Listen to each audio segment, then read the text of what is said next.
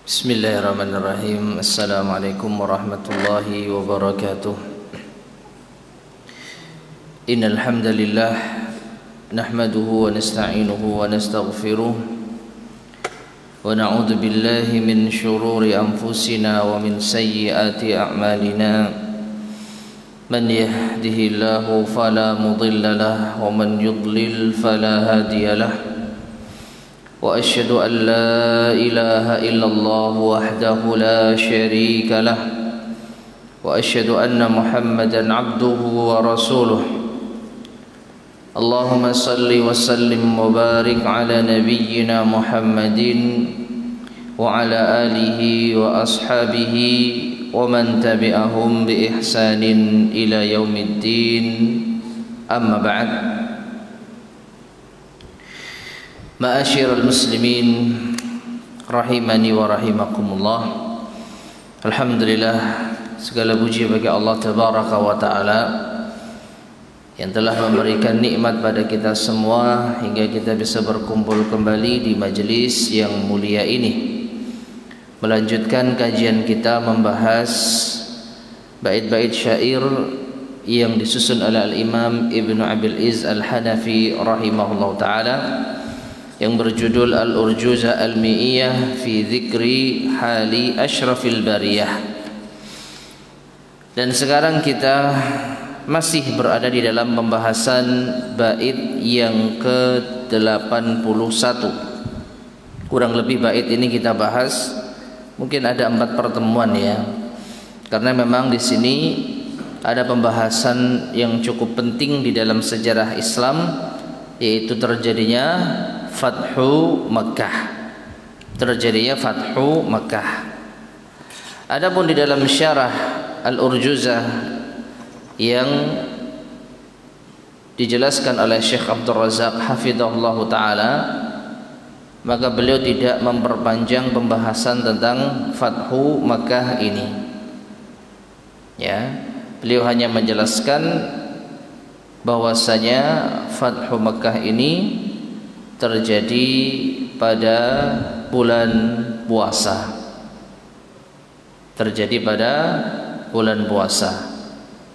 Nah, kemudian beliau menjelaskan bait berikutnya, yaitu bait ke-82. Taib. Adapun kita akan membawakan penjelasan yang mungkin lebih banyak tentang Fathu Makkah ini, dan kita teruskan pembahasan ini mengambil dari kitab Raudhatul Anwar fi Siratin Nabiyil Mukhtar yang disusun oleh Syekh Safi Rahman Al-Mubarakfuri rahimahullahu taala. Pembahasan terakhir kita di pertemuan sebelumnya, yaitu ketika Nabi SAW sudah berhasil menduduki kota Mekah, maka beliau langsung menuju ke Masjidil Haram. Lalu beliau tawaf di sana dan beliau membersihkan berbagai macam berhala yang ada di sekitar Masjidil Haram, yang kemarin telah kita sebutkan jumlahnya kurang lebih 300-an. Salasumi'atin wasittuna sonaman. Ada 360 berhala yang ada di sekitar Ka'bah. Maka Nabi SAW memukulkan tongkat beliau kepada berhala-berhala tersebut hingga berhala itu runtuh. Taib. Berikutnya kita masuk pada pensucian Ka'bah dan sholat di dalamnya. Berkata Syekh Safi Rahman Al-Mubarakfuri rahimahullahu ta'ala, falamma faragha min at-tawafi da'a Utsman bin Talhata. Setelah beliau selesai tawaf, beliau memanggil Utsman bin Talhah. Fa akhadha minhu miftahal Ka'bah. Lalu beliau mengambil darinya kunci Ka'bah. Wa amara bi fathiha. Lalu beliau perintahkan untuk dibuka. Thumma amara bima fiha minal asnam. Lalu beliau juga memerintahkan apapun yang ada di dalam Ka'bah berupa berhala-berhala fa ukhrijat wa qussirat, dikeluarkan lalu dihancurkan. Wa umira bima fiha minas suwari fa muhiyat, dan Utsman bin Talha juga diperintahkan untuk menghapus gambar-gambar yang ada di dalam Ka'bah. Summa dakhalaha huwa wa Usamah bin Zaidin wa Bilalun. Lalu Nabi SAW masuk ke Ka'bah bersama dua orang, yaitu Usamah bin Zaid dan Bilal bin Abi Rabah. Fa aghlaqal baba, lalu beliau mengunci pintu Ka'bah. Wastaqbalal jidar alladhi yuqabiluhu, lalu beliau menghadap ke tembok yang ada di hadapannya. Dari dalam Ka'bah menghadap tembok Ka'bah, ya. Wa huwa ala bu'di thalathati azru'in, itu sejauh 3 hasta dari hadapan beliau. Wa an yasarihi amudun wa an yaminihi amudani, dan di sebelah kiri beliau ada 1 tiang penyangga, dan di sebelah kanan beliau ada 2 tiang penyangga. Wa ra'ahu salasatu a'midatin, sedangkan di belakang beliau ada 3 penyangga. Ya, ada 3 beton penyangga Ka'bah. Fa shalla rak'atain, kemudian beliau salat 2 rakaat. Di mana ini? Di dalam Ka'bah. Thumma dara fil bait, kemudian beliau mengitari Ka'bah bagian dalam. Wa kabbara fi nawahihi, lalu bertakbir di setiap sisinya. Wa wahadallaha, lalu mentauhidkan Allah Subhanahu wa taala. Nah, jadi beliau bersama 2 sahabatnya menyendiri di dalam Ka'bah untuk melakukan salat, kemudian mengitari bagian dalam Ka'bah. Kemudian ma'asyiral muslimin rahimani wa rahimakumullah, setelah itu Nabi SAW fatahal bab. Selesai salat, beliau membuka pintu Ka'bah. Wa kanat Quraisyun qad mala'atil masjidal harama sufufan, dan orang-orang Quraisy sudah memenuhi Masjidil Haram, mendirikan saf-saf mereka. Fa akhadha bi'adadatayil babi fa khatiba khutbatan balighatan, lalu beliau memegang kedua daun pintu Ka'bah tersebut, lalu beliau berkhutbah dengan khutbah yang mendalam. Bayyana fiha katsiran min ahkamil Islam, beliau menjelaskan di dalam khutbah tersebut banyak sekali hukum-hukum Islam. Wa asqata umural jahiliyah, beliau juga menggugurkan segala perkara jahiliyah. Wa a'lana an dhihabi nukhutiha, beliau mengumumkan berakhirnya fanatisme jahiliyah. Summa qal, kemudian beliau berkata di hadapan orang-orang Quraisy, ya ma'syara Quraisy, ma tarawna anni fa'ilun bikum. Wahai orang-orang Quraisy, apa pendapat kalian? Kira-kira apa yang aku perlakukan kalian? Ya, kira-kira apa yang aku perlakukan kalian? Maksudnya kira-kira aku akan memperlakukan kalian semacam apa? Ya. Qalu, mereka orang Quraisy mengatakan khairan, kebaikan. Jadi mereka merasa Nabi kita Muhammad SAW akan berbuat baik kepada mereka. Akhun karim wa ibnu akhin karim, engkau adalah saudara yang mulia dan putra dari saudara yang mulia. Qala, maka Rasulullah SAW bersabda, la tathriba alaikumul yaum idhabu fa antumut tulaqa. Tidak ada celaan bagi kalian pada hari ini, silahkan kalian pergi, sesungguhnya kalian bebas. Tayyib. Ma'asyiral muslimin rahimani wa rahimakumullah, inilah balasan kebaikan yang dilakukan oleh Rasulullah SAW terhadap orang-orang Quraisy yang dahulu mereka mengusir beliau dan para sahabatnya hingga hijrah ke kota Madinah. Nabi tidak membalas dendam. Nabi tidak menyiksa mereka sebagaimana dahulu mereka menyiksa para sahabat du'afa. Nabi tidak membalas keburukan dengan keburukan. Dan memang Nabi SAW sudah memberikan pengumuman kepada mereka, yaitu orang-orang Quraisy, bahwa siapapun di antara mereka yang masuk ke rumah Abu Sufyan dia aman. Siapapun dari mereka yang masuk ke rumah mereka masing-masing dia aman. Siapapun dari mereka yang masuk ke Masjidil Haram maka dia aman. Jadi Nabi menjamin keamanan bagi orang-orang Quraisy yang masuk di Masjidil Haram. Ya, oleh karena itu mereka orang-orang Quraisy tidak merasa khawatir Nabi SAW akan balas dendam. Mereka dengan percaya dirinya ketika ditanya kira-kira perlakuan apa yang akan kalian dapatkan dariku, mereka justru percaya diri mengatakan khairan, engkau akan memperlakukan kami dengan baik. Dan ini buktinya. Thumma nazala wa jalasa fil Masjidil Haram. Kemudian beliau turun dari Ka'bah lalu duduk di sekitar Masjidil Haram. Wa raddal miftaha ila Utsman bin Talhah. Lalu beliau mengembalikan kunci Ka'bah kepada Utsman bin Talhah.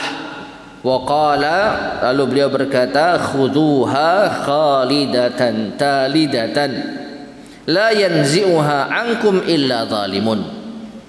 Bawalah, peganglah kunci Ka'bah ini selamanya. Tidak ada orang yang mengambil itu darimu kecuali dia orang zalim. Ma'asyiral muslimin rahimani wa rahimakumullah. Ini juga di antara ketentuan yang telah ditetapkan oleh Rasulullah sallallahu alaihi wasallam dan berlaku hingga hari ini. Apa? Kunci Ka'bah itu dipasrahkan, diamanahkan kepada keluarganya Utsman bin Talhah. Ya. Jadi silakan kalau kita mau browsing di internet pemegang kunci Ka'bah sekarang itu siapa, maka dipastikan secara nasab adalah anak keturunannya Utsman bin Talhah. Jadi keluarga Utsman bin Talhah lah yang diberikan amanat untuk memegang kunci Ka'bah sejak Fathu Mekah tahun ke-8 Hijriah hingga hari ini. Ya, mungkin kalau kita mau mengecek di internet silahkan siapa sekarang yang megang kunci Ka'bah, maka dipastikan insyaallah anak keturunan Utsman bin Talhah. Taib. Kemudian setelah itu terjadinya baiat. Thumma ata Safa fa'ala alaihi haitsu yanzuru ila al-bait. Kemudian beliau dari Masjidil Haram menuju Bukit Safa. Beliau naik di atas ketinggian sembari bisa melihat ke arah Ka'bah. Farafa'a yadayhi wa yad'u. Beliau mengangkat kedua tangannya dan berdoa. Tsumma bay'an nasa 'alal Islam. Lalu beliau mengambil janji setia manusia di atas Islam. Yang dikenal dengan apa? Baiat. Wa mimman aslama yauma idzin. Dan di antara orang yang masuk Islam di hari itu Abu Quhafah, yaitu walidu Abi Bakar As-Siddiq radhiyallahu anhu. Abu Quhafah adalah ayahnya sahabat Abu Bakar As-Siddiq radhiyallahu taala anhu. Fa fariha Rasulullah sallallahu alaihi wasallam bi islamihi. Maka Rasulullah sallallahu alaihi wasallam gembira dengan keislamannya. Tsumma bay'an nisaa ba'da rijal. Kemudian beliau membaiat para wanita setelah membaiat para lelaki. Ya. Dan di antara isi baiat tersebut sebagaimana yang tercantum di dalam surat Al-Mumtahanah ayat ke-12. Ya.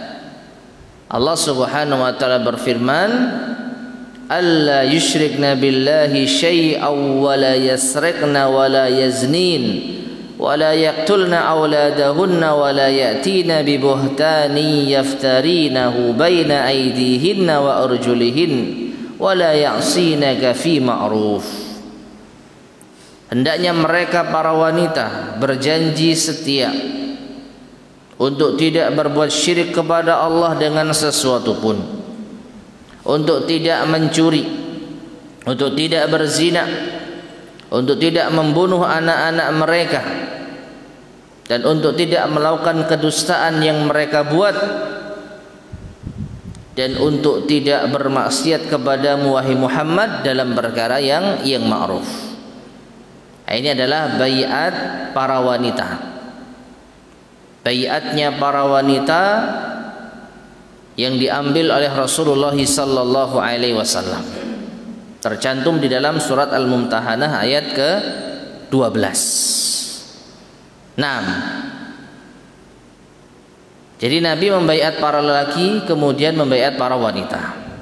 Nah, wa mimman baya'a yauma idzin minan nisa, dan di antara wanita yang membaiat Rasulullah sallallahu alaihi wasallam di saat itu Hindun bintu Utbatin atau Utbah. Hindun bintu Utbatan. Hindun binti Utbah. Siapa dia? Imra'atu Abi Sufyan. Dia ini istrinya Abu Sufyan. Abu Sufyan sudah kita sampaikan kisahnya di pertemuan sebelumnya. Pada akhirnya masuk Islam, bahkan sebelum Nabi menaklukkan kota Mekah. Sebelum Nabi SAW masuk ke kota Mekah, Abu Sufyan terlebih dahulu menjumpai Rasulullah SAW ditemani paman beliau SAW, yaitu Abbas bin Abdul Muttalib. Abbas memberikan jaminan keamanan kepada Abu Sufyan agar leluasa berbicara dengan Rasulullah SAW, yang pada akhirnya masuk Islam. Nah, sekarang istrinya, ya mungkin keesokan harinya gitu ya, karena Abu Sufyan masuk Islam sebelum Nabi masuk ke kota Mekah. Nah, kemudian ketika istrinya ini masuk Islam, membaiat Rasulullah SAW, disebutkan di sini ja'at mutanaqibatan mutanakkiratan. Hindun binti Utbah ini datang dalam keadaan bercadar, menutup wajahnya agar tidak dikenal. Mengapa? Khaufan ala nafsiha, karena khawatir atas dirinya.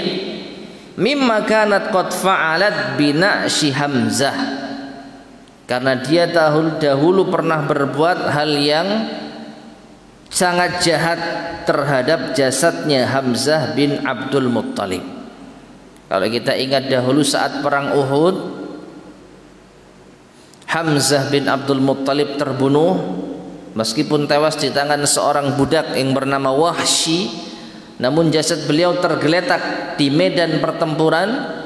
Kaum muslimin saat sedang naik ke atas gunung atau sedang yaitu melakukan pertahanan, maka disitulah orang-orang Quraisy melakukan kejahatan terhadap jenazah-jenazah kaum muslimin dari pejuang Uhud. Di antara mereka melakukan mutilasi, termasuk Hindun ini, bahkan mencoba untuk memakan bagian organ tubuh dari Hamzah. Jadi Hindun ini sangat jahat sekali. Ya, dia sangat jahat kepada jasadnya Hamzah bin Abdul Muttalib yang merupakan paman yang sangat disayangi oleh Rasulullah SAW.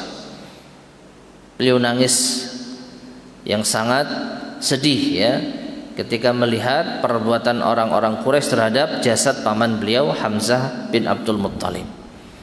Namun siapa yang mengira ternyata Allah memberikan hidayah kepada wanita yang pernah berbuat jahat kepada jasadnya pamannya Rasulullah sallallahu alaihi wasallam. Jadi wanita ini khawatir nanti ya akan dimurkai oleh Rasulullah sallallahu alaihi wasallam. Falamma tammat lahal bai'atu qalat, Dan setelah selesai pembaiatan ini, Hindun bintu Utbah berkata, "Ya Rasulullah, ma kana ala wajhil ardi ahlu khaba'in ahabba ilayya an yadhillu min ahli khaba'ik." Wahai Rasulullah, dahulu tidak ada di atas muka bumi ini penghuni rumah yang aku sangat ingin mereka dalam keadaan terhina melainkan penghuni rumahmu ya Rasulullah. Dahulu tidak ada keluarga yang paling dibenci oleh Hindun ini melainkan keluarganya Rasulullah SAW. Thumma ma asbaha al-yawm ala wajhil ardi ahlu khaba'in ahabba ilayya an ya'izzu min ahli khaba'ik. Namun sekarang jadilah tidak ada di atas permukaan bumi ini penghuni rumah atau keluarga yang aku sangat ingin mereka dimuliakan dibandingkan dengan penghuni rumahmu, keluargamu ya Rasulullah. Apa kata Rasulullah SAW mendengar ucapan Hindun binti Utbah ini? Beliau mengatakan, wa aidan walladhi nafsu Muhammadin biyadihi. Demikian pula kalau seandainya imanmu seperti itu akan bertambah terus. Jadi kecintaanmu akan semakin bertambah kepadaku seiring dengan yaitu meningkatnya imanmu. Nah, kesimpulannya ma'asyar muslimin rahimani wa rahimakumullah, Nabi sallallahu alaihi wasallam tidak melakukan pembalasan. Beliau tidak dendam. Beliau tidak murka. Meskipun mungkin kita menduga di dalam hati beliau yang terdalam mungkin saja ada sedikit rasa kecewa.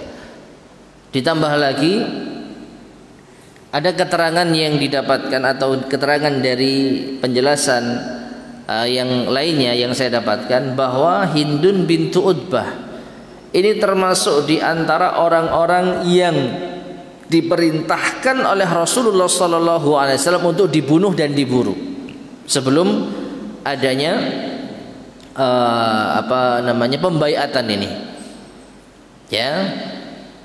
Jadi ada beberapa orang yang diperintahkan oleh Rasulullah SAW untuk diburu. Diburu maksudnya apa? Dibunuh. Di antaranya Hindun binti Utbah. Alasannya jelas, beliau telah berbuat jahat terhadap kaum muslimin, paling memusuhi Rasulullah sallallahu alaihi wasallam, bahkan tega untuk memutilasi jasad pamannya Rasulullah sallallahu alaihi wasallam. Namun ternyata tidak disangka Hindun bintu Utbah ini masuk Islam. Dan kalau sudah masuk Islam, maka urusan-urusan pribadi sebelumnya harus untuk diabaikan. Ya, sekaligus di sini Nabi Shallallahu Alaihi Wasallam benar-benar menjadi seorang yang bijaksana. Mungkin hati beliau sedih, paman beliau diperlakukan dengan bengis, tetapi ternyata orang yang memperlakukan jasad paman beliau sekarang masuk Islam, sudah menjadi apa? Saudara seiman. Maka ini yang didahulukan. Ya, jadi Nabi tidak berdendam. Tayyib. Kemudian wa kana Umar bin Al-Khattab radhiyallahu anhu qad jalasa asfala min majlisi Rasulillah sallallahu alaihi wasallam. Umar bin Khattab beliau duduk di bawah majlisnya Rasulullah sallallahu alaihi wasallam. Yuballighun nasa wa yubayi'uhum anhu. Beliau juga menyampaikan kepada manusia dan membaiat mereka. Wa kanat bai'atun nisa'i kalaman bi ghairi musafahah. Adapun para wanita kalau membaiat maka mereka dengan ucapan, tidak dengan jabat tangan. Beda dengan para laki-laki. Kalau laki-laki membaiat Rasulullah SAW dengan berjabat tangan, wanita tidak, cukup dengan mengucapkan saja. Wa qad jaa'a ba'dun nasi liyubayi'u Rasulullah sallallahu alaihi wasallam 'ala al-hijrati faqala. Dan sebagian manusia ada yang membaiat Rasulullah sallallahu alaihi wasallam untuk hijrah. Ya. Artinya sebagian manusia mereka merasa akan ada hijrah lagi setelah ini. Jika memang ada, maka mereka siap untuk hijrah. Mungkin belajar dari pengalaman sebelumnya. Mereka penduduk Mekah kemudian terusir hijrah ke kota Madinah. Jadi mungkin di antara mereka ada yang membayangkan kalau ternyata nanti Mekah nggak kondusif misalkan, bisa jadi mereka akan diperintah untuk hijrah kembali. Maka mereka berinisiatif untuk membaiat Rasulullah untuk berhijrah. Tapi ternyata Rasulullah sallallahu alaihi wasallam mengatakan dzahaba ahlul hijrati bima fihim. Orang-orang yang hijrah telah pergi dengan membawa apa yang mereka dapatkan, yaitu berupa pahala. Jadi para sahabat yang dahulu hijrah ke kota Madinah itu sudah berlalu. Mereka sudah mendapatkan pahala atas hijrah mereka. Wala hijrata ba'da fathi Makkah. Dan tidak ada hijrah lagi setelah penaklukan kota Mekah. Walakin jihadun wa niyatun. Akan tetapi yang ada adalah berjihad dan berniat. Wa idastanfartum fanfiru. Kalau kalian diminta berangkat jihad, berangkatlah. Jadi Nabi SAW menjamin tidak akan ada lagi hijrah dari Mekah. Tidak akan ada lagi hijrah dari Mekah. Dan ini mengisyaratkan kota Mekah akan senantiasa dikuasai oleh kaum muslimin. Dan ini kenyataan dan fakta yang ada. Semenjak kota Mekah ditaklukkan oleh kaum muslimin di tahun ke-8 Hijriah, kota Mekah tidak pernah berada di bawah kekuasaan orang-orang kafir. Kota Mekah tidak pernah berada di bawah kekuasaan orang-orang musyrik. Dan ini terbukti. Ya. Mungkin di antara kita pernah mendengar berita bahwa Masjidil Haram pernah apa istilahnya itu?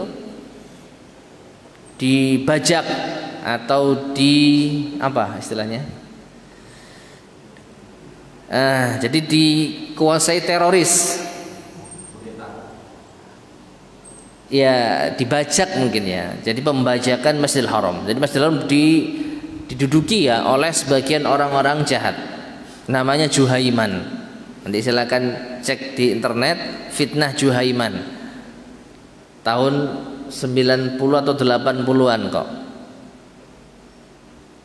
Berhasil menduduki Masjidil Haram dan membunuh kaum muslimin dengan mengangkat senjata. Nah, bukankah ini berarti kota Mekah sempat dikuasai oleh orang-orang yang tidak bertanggung jawab? Jawabannya tidak. Kota Mekah masih dikuasai kaum muslimin. Cuman Masjidil Haram sempat rusuh. Ya, tapi itu tidak lama. Artinya ini hanya fitnah yang dilakukan oleh segelintir orang, tetapi secara fakta mereka tidak benar-benar menguasai kota Mekah. Yang kita bahas kota Mekah secara umum. Kota Mekah semenjak ditaklukkan oleh kaum muslimin tidak pernah jatuh di bawah kekuasaan orang-orang kafir, orang-orang musyrik dan orang-orang yang jahat. Sahih, pernah terjadi kerusuhan di Masjidil Haram, tapi itu tidak lama. Ya. Nah, jadi tidak perlu membaiat untuk hijrah karena nggak ada lagi hijrah setelah Fathu Makkah. Taib. Kemudian ma'asyar muslimin rahimani wa rahimakumullah, ada beberapa orang-orang yang ditandai oleh Rasulullah sallallahu alaihi wasallam yang diperintahkan untuk dibunuh. Wa kana Rasulullah sallallahu alaihi wasallam qad ahdara yawma idzin dima'a unasin 'azumat dzunubuhum. Rasulullah sallallahu alaihi wasallam telah memerintahkan untuk menumpahkan darah-darah manusia karena besarnya dosa mereka. Wa kaburat jaraimuhum, dan besarnya kejahatan mereka. Fa amarahum biqatlihim hatta law kanu muta'alliqina bi astaril Ka'bah. Maka beliau memerintahkan agar orang-orang ini dibunuh meskipun mereka bergelantungan di tirai Ka'bah. Ya, padahal kita tahu Masjidil Haram, masjid yang mulia yang sepatutnya tidak boleh menumpahkan darah di sana. Jangankan di Masjidil Haram, di kota Mekah, di tanah haram, haram hukumnya menumpahkan darah berperang. Tapi untuk saat ini ada orang-orang yang memang benar-benar harus dibunuh.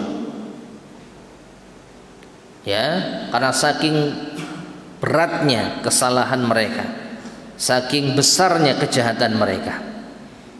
Sampai pun mereka bergelantungan di Ka'bah tidak peduli.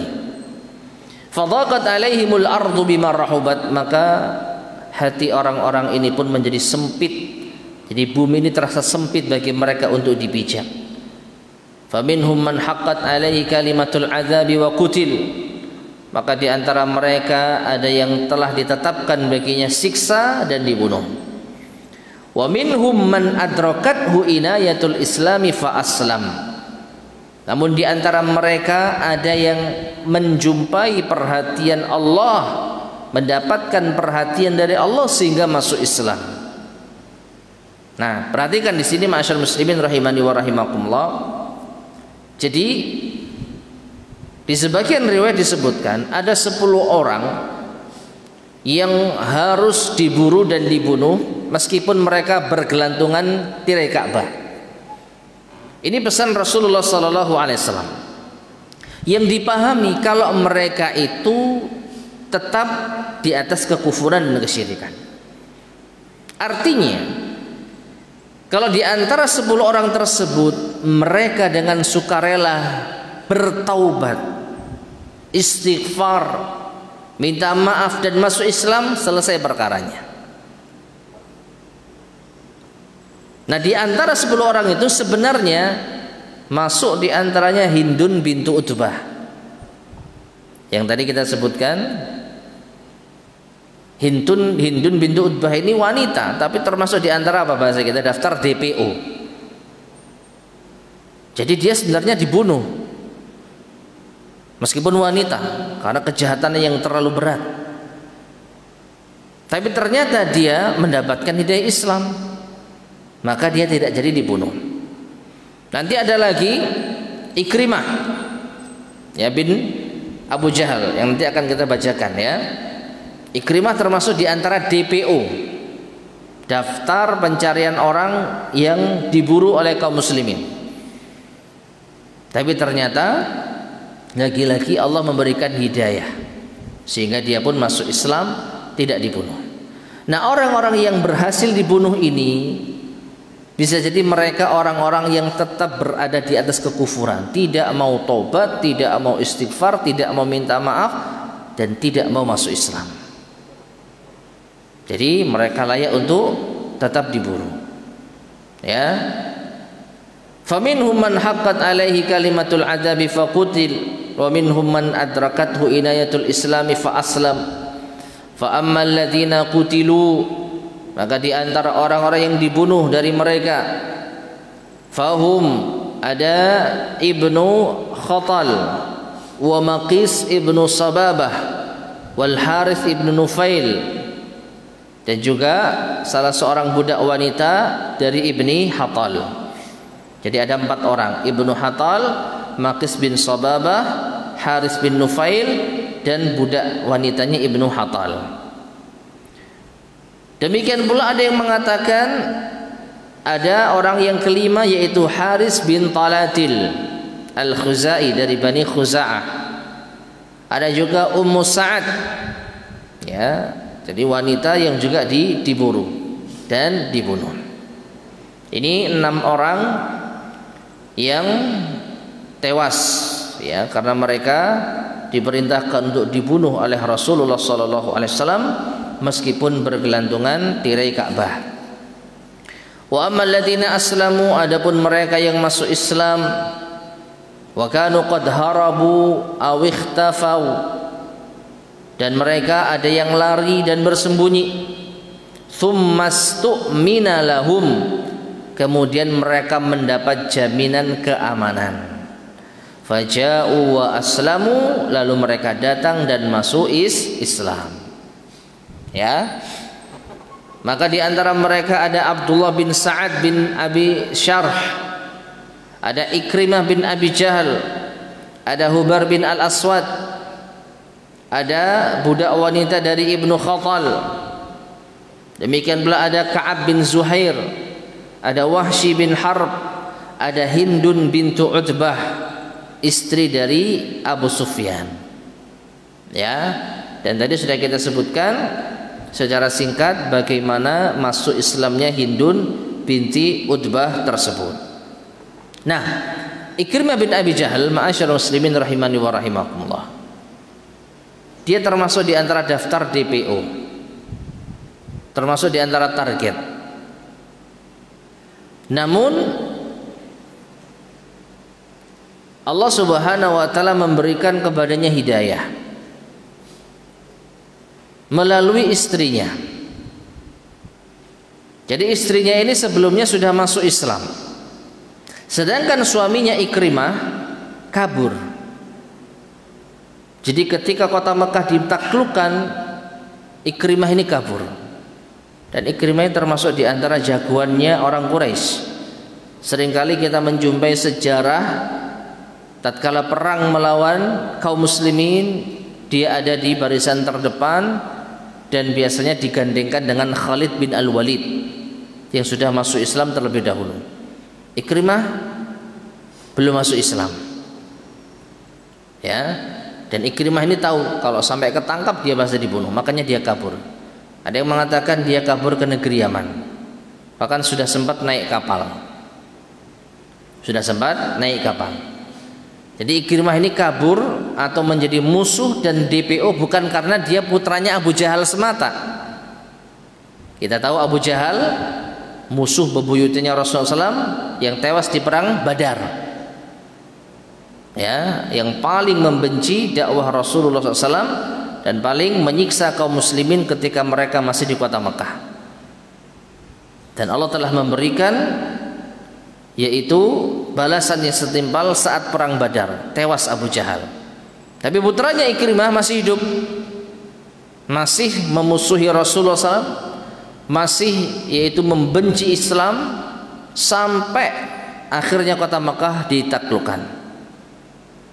Namun Ikrimah ini tidak langsung masuk Islam, dia kabur dulu ke negeri Yaman. Nah, ada beberapa sumber yang mengatakan ada dua sebab Ikrimah ini masuk Islam. Yang pertama, istrinya setelah masuk Islam, dia datang menghadap kepada Rasulullah SAW. Lalu dia meminta jaminan keamanan kepada Rasulullah untuk suaminya. Ya Rasulullah, tolong berilah jaminan keamanan untuk suamiku, aku akan ngajak dia masuk Islam. Dia lari karena takut dibunuh. Maka Nabi SAW memberikan jaminan tersebut. Akhirnya istrinya mengejar Ikrimah. Riwayat pertama mengatakan bahwa Ikrimah ini sudah sempat naik kapal. Kapal mau berangkat, istrinya datang. Lalu dia membujuk suaminya. Ya, datanglah, kembalilah ikut bersamaku. Aku telah memintakan perlindungan untukmu. Aku telah memintakan jaminan keamanan untukmu. Ayo kita menghadap Rasulullah SAW, masuk Islam, bertobat. Lalu Ikrimah pun akhirnya mau mengikuti saran istrinya. Dia pun menjumpai Rasulullah SAW, masuk Islam dan bertobat. Ini riwayat yang pertama. Riwayat yang kedua, ada yang mengatakan bahwa Ikrimah sudah sempat kabur naik kapal. Namun di tengah perjalanan kapal terjadi gelombang dahsyat.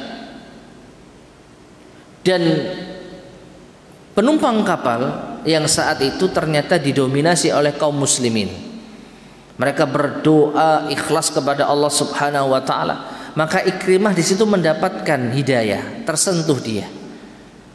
Tuhan yang selama ini mereka sembah ternyata tidak mampu memberikan pertolongan di kala genting semacam ini. Justru kaum muslimin, para penumpang-penumpang inilah yang luar biasa mengikhlaskan agama mereka hanya kepada Allah, berdoa di saat sempit hanya kepada Allah. Disitulah muncul hidayah. Baru setelah itu dia datang kembali ke kota Mekah, lalu masuk Islam, sembari mendapatkan jaminan keamanan yang dimintakan oleh istrinya kepada Rasul Sallallahu Alaihi Wasallam. Ya, nah, bisa kita bayangkan jemaah sekalian, musuh bebuyutannya Rasulullah SAW, siapa yang mengira kalau ternyata masuk Islam? Setidaknya ada 3 ya yang mungkin kita ada banyak sebenarnya, tapi tidak disebutkan di sini. Ada juga Sofwan bin Umayyah kalau tidak salah, dan yang lainnya. Tapi ada 3 tokoh yang setidaknya sentral, musuh utama. Yang pertama Abu Sufyan yang sudah terlebih dahulu masuk Islam. Yang kemarin kita sampaikan, Umar merasa senang ketika bertemu Abu Sufyan di jalan tanpa ada pengamanan dan tanpa ada jaminan keamanan. Yang kita ibaratkan kemarin seperti apa? Ular ketemu pentungan. Ya, jadi pentungannya nggak perlu nyari kemana, ularnya datang sendiri, tinggal dipentung mati. Nah, Abu Sufyan ini ya dengan mudah dibunuh oleh Umar harusnya, tapi ternyata Abu Sufyan diberi jaminan keamanan oleh Abbas.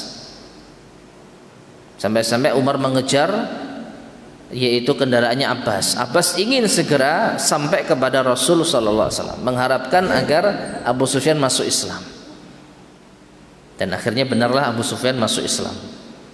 Lalu yang kedua, istrinya tadi, Hindun bintu Utbah, yang memutilasi yaitu jenazahnya Hamzah. Dan yang ketiga Ikrimah bin Abu Jahal. Mereka ini adalah musuh besar dari kaum muslimin. Namun ternyata Allah memberikan hidayah. Nah, kemudian di antara mereka ada yang bersembunyi karena takut darah mereka akan yaitu ditumpahkan. Di antaranya Sofwan bin Umayyah. Nah ini ya, Zuhair bin Abi Umayyah, Suhair bin Amr. Tsumma aslamu haula'i kulluhum walillahil hamdu. Kemudian mereka semua masuk Islam. Adalah Sofwan bin Umayyah termasuk di antara musuh berat dari kaum muslimin. Ya. Namun akhirnya masuk Islam. Taib, setelah itu Nabi Shallallahu Alaihi Wasallam melakukan salat al-Fatah. Ya, salat al-Fatah. Salat karena berhasil menaklukkan kota Mekah. Wa dakhala Rasulullah sallallahu alaihi wasallam duha fi baiti Ummi Hani binti Abi Thalib radhiyallahu anha. Rasulullah sallallahu alaihi wasallam di waktu duha beliau masuk ke rumahnya Ummu Hani binti Abi Thalib radhiyallahu anhu. Faqtasala wa shalla 8 raka'atin salat al-fathi. Maka beliau mandi lalu salat 8 rakaat salat fath. Ya, dan ada yang mengatakan atau membawakan hadis ini di dalam pembahasan salat duha. Ya, jadi salat duha itu bisa dikerjakan 2 rakaat, bisa dikerjakan 8 rakaat. Di antara dalilnya kejadian ini. Ya, Nabi salat di waktu duha selama atau sebanyak 8 rakaat. Yusallimu fi kulli rakaatain, setiap 2 rakaat salam. Wa kanat Ummu Hani qad ajarat hamawaini laha. Dan di saat yang bersamaan Ummu Hani ini juga memberikan perlindungan kepada 2 iparnya. Wa arada Ali bin Abi Thalib radhiyallahu anhu an yaqtulahuma. Padahal Ali bin Abi Thalib ingin untuk membunuh keduanya. Fasa'alat Rasulullah sallallahu alaihi wasallam. Lalu Ummu Hani ini meminta kepada Rasulullah sallallahu alaihi wasallam, faqal, lalu beliau bersabda, qad ajarna man ajarti ya ummahani, sungguh kami telah memberikan jaminan keamanan kepada orang yang kau berikan jaminan keamanan, wahai Ummu Hani. Ma'asyiral muslimin rahimani wa rahimakumullah, kalau kita perhatikan dari beberapa jaminan keamanan yang telah diberikan oleh beberapa sahabat kepada orang-orang tertentu yang mereka harapkan keislamannya, sungguh kita bisa melihat hal yang sangat luar biasa. Apa itu? Betapa para sahabat itu betul-betul menghormati dan patuh terhadap Rasulullah sallallahu alaihi wasallam. Sebesar apapun kebencian mereka terhadap musuh Islam, tapi mereka tetap mendahulukan Rasulullah sallallahu alaihi wasallam. Tadi sudah kita sampaikan secara singkat yang sudah kita sebutkan secara lengkap di pertemuan sebelumnya. Umar bin Khattab yang kita tahu begitu cemburunya terhadap Islam, begitu antusiasnya untuk membunuh musuh Allah, itu Abu Sufyan. Tetapi karena Nabi sallallahu alaihi wasallam menerima jaminan keamanan dari Abbas bin Abdul Muttalib, maka Umar tidak berani menyentuh Abu Sufyan. Kalau seandainya Umar ini berani terhadap Rasulullah SAW, mungkin Abu Sufyan sudah tewas. Tidak peduli dengan jaminan keamanan yang diberikan Rasul Sallallahu Alaihi Wasallam. Bagaimana tidak, musuh di depan mata dengan mudah bisa dibunuh, tapi karena Rasulullah SAW memberikan jaminan keamanan, Umar tidak berani berbuat apa-apa. Betapa taatnya mereka dengan Rasul Sallallahu Alaihi Wasallam. Yang kedua juga demikian, Ummu Hani atau Ikrimah. Ya, mungkin mudah bagi para sahabat membunuh Ikrimah atas kekejamannya terhadap kaum muslimin dahulu, tapi dia mendapatkan jaminan keamanan dari istrinya, maka tidak ada kaum muslimin yang berani menyentuhnya. Dan yang terakhir Ali bin Abi Thalib, dia ingin membunuh kedua ipar dari, yaitu sepupunya atau saudarinya, yaitu Ummu Hani. Tapi ternyata Ummu Hani meminta jaminan keamanan dan diterima oleh Rasulullah SAW. Maka Ali tidak membunuh kedua ipar Ummu Hani tersebut.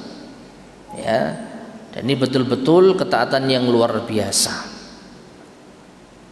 Karena memang membunuh orang yang mendapat jaminan keamanan itu ancamannya tidak akan masuk surga atau tidak akan mencium bau surga.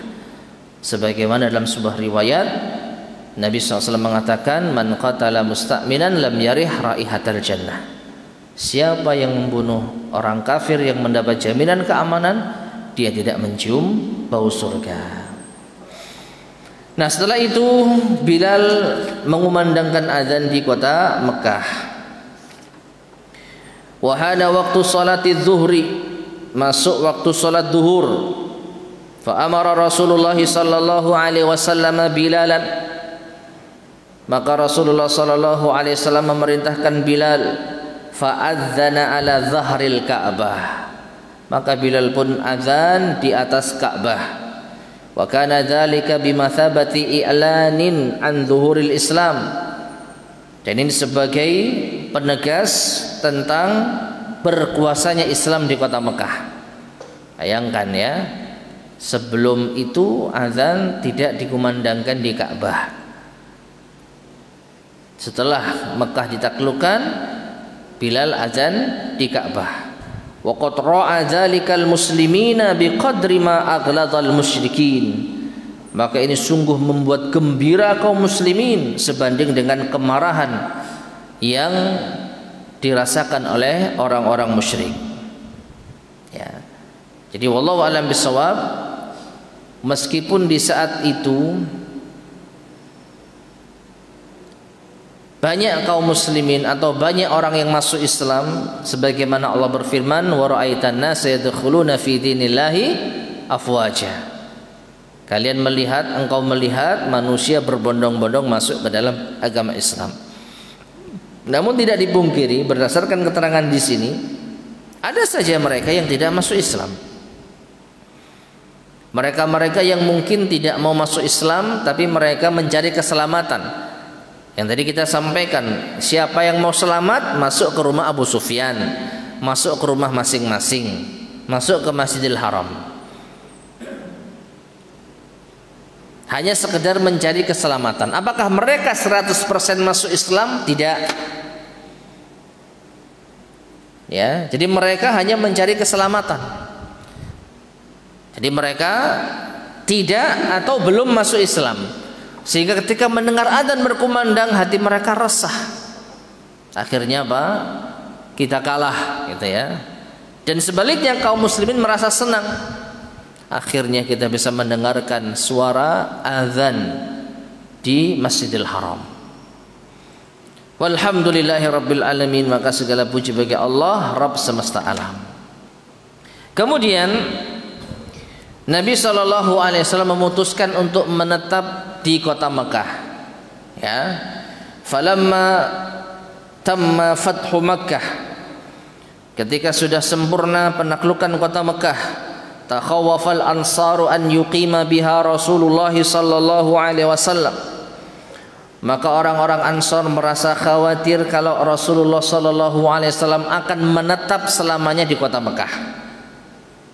Li'annaha baladuhu wa baladu ashiratihi wa qaumihi. Karena Mekah itu tempat tinggal beliau, tempat tinggal keluarga dan kaumnya.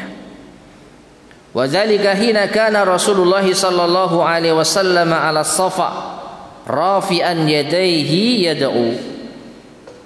Terlebih ketika mereka para sahabat Ansar melihat Rasulullah sallallahu alaihi wasallam berada di atas bukit Safa, mengangkat kedua tangannya dan berdoa. Falamma faragha minad du'ai qala lahum. Ya, setelah Rasulullah sallallahu alaihi wasallam selesai berdoa, beliau sadar kalau ternyata orang-orang Ansar ini khawatir beliau akan menetap di kota Mekah. Maka beliau berkata kepada sahabat Ansar, ma'adzallah al-mahya mahyakum wal mamatu mamatukum. Aku berlindung kepada Allah. Kehidupanku adalah kehidupan kalian dan kematianku adalah kematian kalian. Artinya ini isyarat Rasulullah SAW akan tetap setia bersama dengan orang-orang Ansar.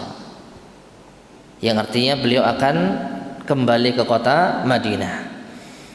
Watma'annal ansar wa dhahaba khawfuhum fafarihu.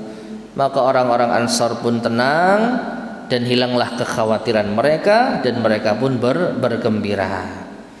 Naam, memang benar baqiya Rasulullah sallallahu alaihi wasallam bi Makkah 19 yauman. Memang benar beliau menetap di kota Makkah selama 19 hari. Yujaddidu ma'alimal Islam, untuk memperbaharui simbol-simbol Islam.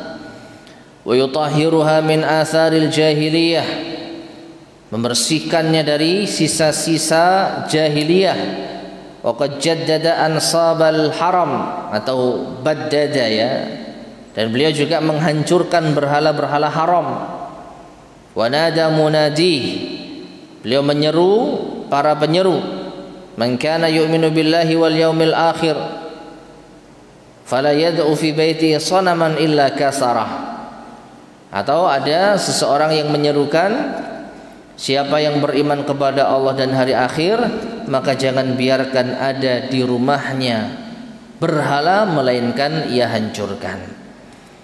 Nah, jadi Nabi 19 hari di kota Mekah itu dengan tujuan apa? Memastikan kota Mekah itu bersih dari penyembahan terhadap berhala, bersih dari sisa-sisa perangai jahiliyah. Bukan untuk menetap di kota Mekah. Ya. Jadi Nabi tinggal selama 19 hari di kota Mekah untuk memastikan kota Mekah ini apa? Bersih dari sisa-sisa perangai jahiliyah. Taib. Kemudian yang terakhir terkait dengan Fatu Mekah, yaitu hadmu Uzza wa Suwa wa Manah. dihancurkannya berhala Uzza, Suwa dan Manat, dan juga satu lagi Lata. Wali khamsin wa ishrina min Ramadan, pada tanggal 25 Ramadan tahun ke-8 Hijriah. Jadi perang Fatu Mekah itu di bulan Ramadan, saat apa? Puasa. Ya bayangkan, puasa-puasa berperang untuk menaklukkan kota Mekah. Dan 19 hari lamanya beliau di kota Mekah, berarti sejak awal Ramadan. Karena ini sudah hari ke-25 atau tanggal 25. Ya anggaplah dikurangi 19 hari, berarti Nabi masuk kota Mekah tanggal 6 Ramadan. Jadi masih awal Ramadan. Ya. Nah, di tanggal ke-25 bulan Ramadan di tahun ke-8 Hijriah, ba'atha Rasulullah sallallahu alaihi wasallam Khalid bin al-Walid fi 30 farisan ila Nakhlah. Beliau mengutus sahabat Khalid bin Al-Walid dengan membawa 30 pasukan berkuda menuju daerah Nakhlah, liyahdima al-Uzza wa haikalaha, untuk menghancurkan berhala Uzza dan kuilnya. Fatawajjaha ilaiha wa hadamaha wa kanat akbar asnamihim. Maka Khalid dan pasukannya pun pergi menuju ke Nakhlah, lalu menghancurkan yaitu berhala Uzza, dan ini berhala terbesar mereka, penduduk Mekah dan sekitarnya. Tsumma arsala Amr ibn al-As fi Ramadan nafsihi li hadmi Suwa. Kemudian beliau juga mengutus Amr bin al-As di bulan Ramadan juga, masih di bulan Ramadan yang sama, untuk menghancurkan berhala Suwa.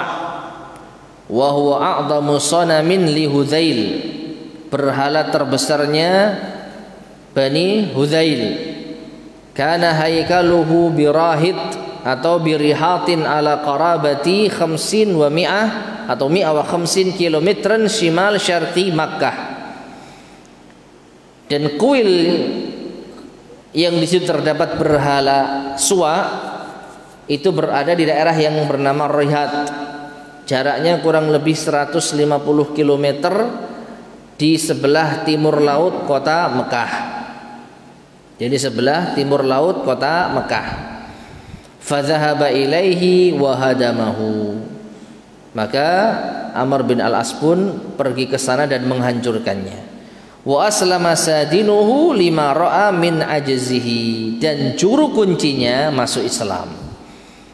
Ya, juru kunci dari kuil Suwa ini masuk Islam karena melihat ternyata berhala yang dijaga selama ini tidak bisa berbuat apa-apa ketika dihancurkan. Ya, mungkin selama ini penjaga kuil ini merasa berhala ini sakti gitu ya. Berhala ini memiliki kemampuan untuk mendatangkan manfaat. Begitu Amr bin al-As datang, dihancurkan loh kok mudah ya. Akhirnya dia sadar bahwa berhala ini tidak bisa berbuat apa-apa, tidak bisa mendatangkan manfaat dan menolak madarat. Akhirnya juru kuncinya masuk Islam. Dan yang terakhir, thumma ba'asa Suwaid ibn Zaid al-Ashhali fi Ramadana nafsihi. Nabi SAW mengutus Sayyid bin Zaid al-Ashhali di bulan Ramadan tahun yang sama ila Manah, menuju ke berhala Manat, fi ishrina farisan, membawa 20 pasukan. Wa kanat bil Mushallal inda Qudayd, lokasinya ada di tempat yang bernama Mushallal, yaitu di daerah Qudayd. Wahia sanamu kalbin wa khuza'ah wa ghassan wal aus wal khazraj, dan ini adalah berhalanya Bani Kilab atau Bani Kalb, Bani Khuza'ah, Bani Ghassan, Aus dan Khazraj. Fa'ataha wa kasaraha wa hadama haikalaha. Maka Sayyid bin Zaid pun mendatanginya lalu menghancurkan berhala tersebut beserta kuilnya. Nah, jadi berhala-berhala yang ada di luar kota Mekah, di antaranya yaitu Uzza, kemudian Suwa, kemudian Manat, dan satu lagi yang tidak disebutkan Lata, semua berhasil apa? Dihancurkan. Ada yang berhala itu terbuat dari kayu, ada yang terbuat dari batu, apapun bentuknya dihancurkan dan diratakan. Dengan demikian daerah Hijaz, Mekah dan sekitarnya beserta Madinah sudah bersih dari patung-patung berhala. Wallahu taala alam bissawab. Taib ma'asyar muslimin rahimani wa rahimakumullah. Inilah akhir dari pembahasan kita tentang Fathu Mekah yang sudah berlangsung kurang lebih 4 pertemuan kalau tidak salah. Jadi kita berhenti di bait ke-81 dalam 4 pertemuan ya. Insyaallah akan kita lanjut pada kesempatan berikutnya, masuk bait yang ke-82 ya. Bait ke-82. Wallahu alam bissawab. Baik, sebelum kita akhiri, barangkali ada yang disampaikan tentang Fathu Mekah, silakan ditanyakan.